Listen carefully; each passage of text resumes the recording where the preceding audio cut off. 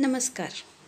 आज मी तुम्हाला सांगणार आहे एक धूप पावडर कशी बनवायची ते, ज्यासाठी फार थोडंसं सामान लागतं, जे की आपल्या घरामध्ये सगळ्यांकडे अवेलेबल असतं. मग त्याच्यामध्ये खूप सारे मसाल्यांचे पदार्थ असतात. त्यातलेच काही पदार्थ मी घेतलेले आहेत आणि मी तुम्हाला त्यापासून एक धूप पावडर बनवून दाखवणार आहे. त्यासाठी आपल्याला लागणार आहे ते म्हणजे इथे आहे की एक गौरी आहे, बरोबर. ती गौरी आपल्याला देवाच्या कोणत्याही दुकानामध्ये आणि तिथे भेटून जाईल. आणि ह्या कापूर आहे, भीमसेनी कापूर आहे, हा प्युअर आहे. आणि जे काही मी मसाल्याचे थोडेसे पदार्थ घेतले त्यामध्ये बारीक वाटून घेण्यासाठी आपल्याला हा खलबत्ता घेतला आहे. त्यात आहे लवंग, ओवा, तेजपत्ता, दालचिनीच्या 2 काड्या आहेत आणि भीमसेनी कापूर आहे. आता ह्यामध्ये मी काही 2च साहित्य घेऊन करते आहे. तुम्हाला वाटल्यास कोणतेही वेगवेगळे साहित्य घेऊन केलं तरी चालून जाईल. सध्या मी ही गौरी घेते आहे आणि ती गौरी घेऊन गॅसवरती पेटवून घेते आहे.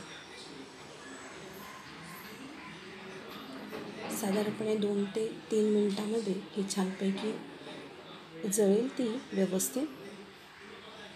आता ह्या ताटातल्या 2-3 लवंगा घेऊन खलबत्त्यात टाकते आहे. त्याचप्रमाणे 2 दालचिनीच्या काड्या पण टाकून घेते आहे आणि ते आपण बारीक असं वाटून घ्यायचं किंवा थोडंसं दरदरा जरी वाटलेलं असेल ना तरी पण चालून जातं. ते छान त्या जळालेल्या ज्या गौरीवरती आहे ना त्यात टाकायला ते पुरेसं पडतं. ते ह्या अशा पद्धतीने आता मी दरदरा वाटून घेतलेला आहे आणि तो भीमसेनी कापूरचा एक तुकडा घेतलेला आहे, तोही आपण त्याच्यामध्ये टाकून घेऊया आणि त्याचप्रमाणे ते वाटून घेऊया. बारीक अशी पावडर बनवून घेते. हे पहा, अशा पद्धतीने हे आपण मिक्सीमध्ये करून ठेवलं तरी चालेल. एका डब्यामध्ये भरून ठेवायचं. आता हा जी गौरी आहे ती जळालेली घेतली, ती आपण ताटात ठेवलेली आहे, पेटवून घेतलेली. आणि ही पावडर, आता ही पावडर आपण त्या पेट घेतलेल्या गौरीवरती अशी टाकून घ्यायची.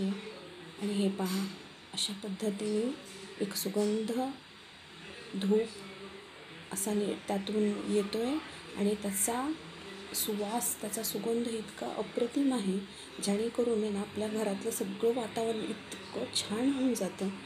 तुम्ही हे नक्की करून बघा. आपण वेगवेगळे अगरबत्ती लावतो, वेगवेगळे रूम फ्रेशनर वापरतो, त्याऐवजी हे नक्कीच फायदेशीर आहे. करून बघा. आपल्याला ह्यापासून कसलाच त्रासही होणार नाही आणि हे केमिकल कोणतंही नाही आहे, तर नक्की करून बघा.